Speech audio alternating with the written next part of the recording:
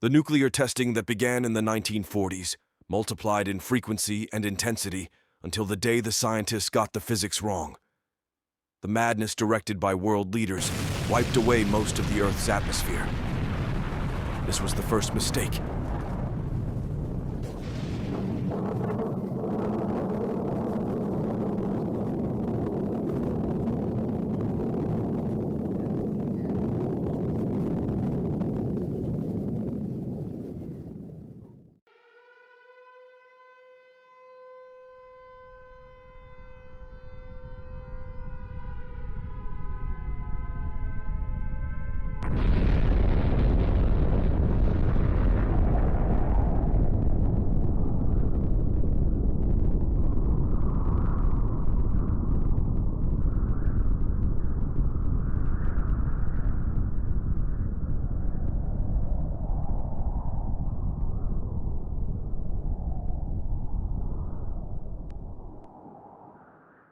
With the last of their resources, both the East and the West built and deployed orbiting space wheels so their governments and the privileged could flee a dying Earth and live out their lives under a different type of Cold War in the icy cold of space. This was the second mistake. Our resilient planet did recover, and the survivors built new, peaceful civilizations that forbid contact with the off-worlders. Many off-worlders believe that a stable, recurring wormhole exists beyond the Kuiper Belt that will take them to a place they call civilian space. The Yankee Clipper is unfit to pilot with her advanced age and current disrepair. She's venting oxygen. I used all the magnetic plates to seal off the leaks. I've transferred the co-pilot and the engineer's station controls, including auxiliary maneuvering, to the pilot's chair. I've kept my flight vector primarily at -Z to the Nebraska wheel for the past day. So far, I've avoided detection, but they know the hardware is missing, and they'll come looking. I have limited supplies and precious little fuel.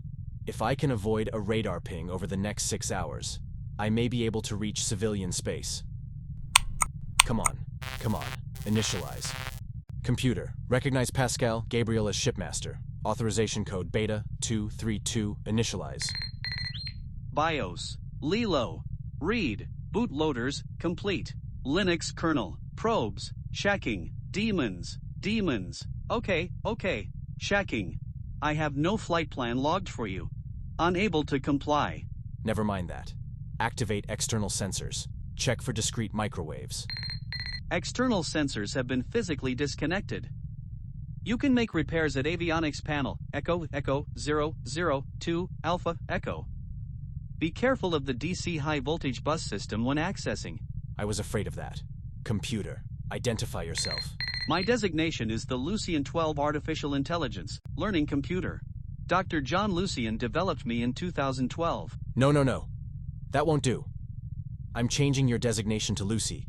Can you change your speech synthesis to feminine? Order complied with. Much better. Lucy, status. Today is day 3 of your journey. Radar contacts have remained clear, and we have now traveled beyond the treaty area. Prepare to initiate a main engine burn and lock into a steady course. Lucy, ship's log. Recording. Day 3. It's very quiet here. I'll be making a main engine burn shortly and traveling straight on for 10 days. End of log. Lucy, do you know who Herman Melville was? Herman Melville was an American novelist, short story writer, and poet of the American Renaissance. Most of his writings were published between 1846 and 1857. Yes, but do you know what his writing did? Especially Moby Dick. The heart-pounding excitement that filled the readers. Listen to this.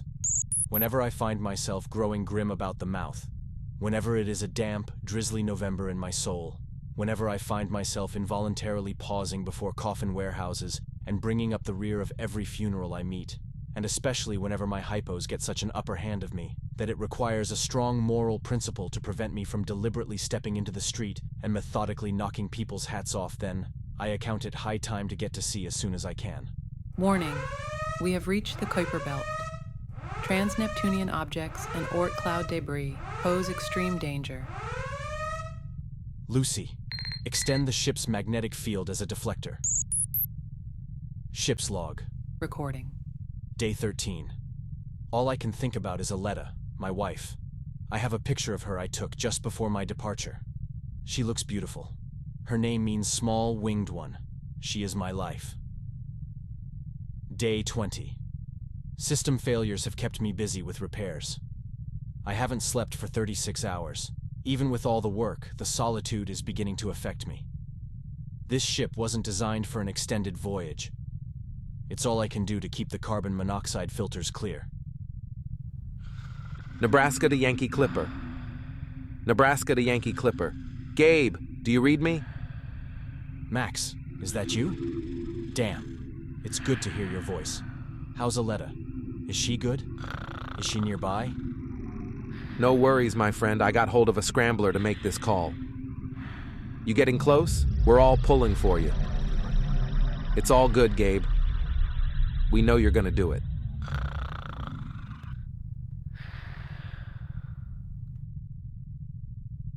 Gabriel? Yes, Lucy. What is it? I've been monitoring your vitals and noticed a significant drop in your dopamine and norepinephrine levels. I guess that's not too unexpected, given that I've been on this ship for such an extended period. Then why are you doing it? For a better life? For me? For my wife? For everyone? Is life on the Nebraska substandard?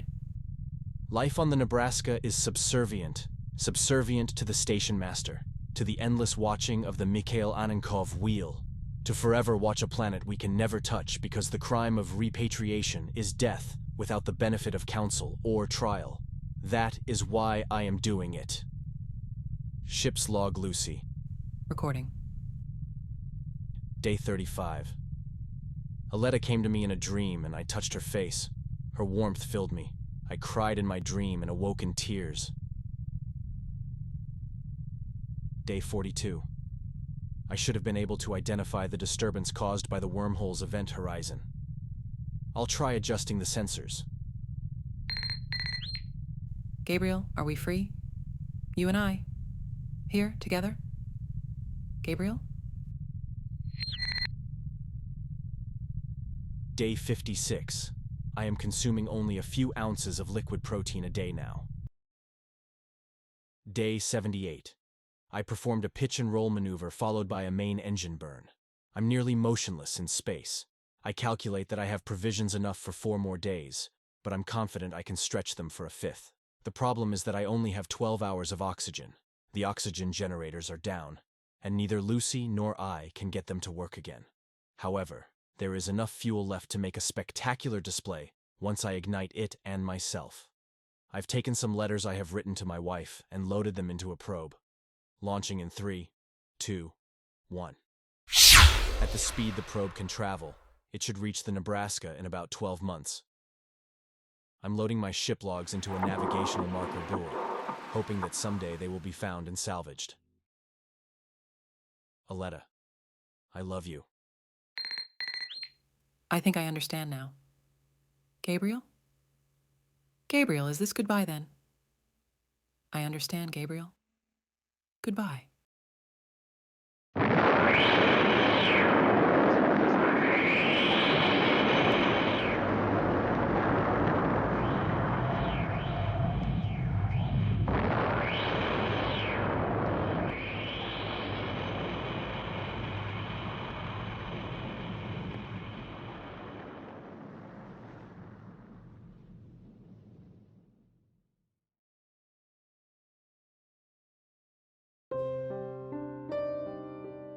We monitored the Yankee Clipper out past the Oort cloud until it vanished. To our knowledge, Gabriel Pascal was 20 years old when he died.